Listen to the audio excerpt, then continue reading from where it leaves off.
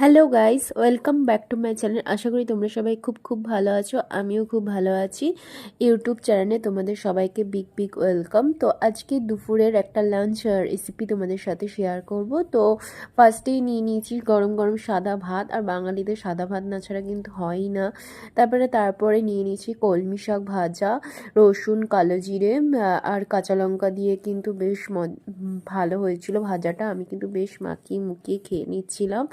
আর দেখতেই পাচ্ছ কতটা ইয়াম্মি লাগছে দেখতে। দেখতেও যেরকম ভালো হয়েছে, খেতেও কিন্তু তার 10 গুণ খেতে ভালো হয়েছে।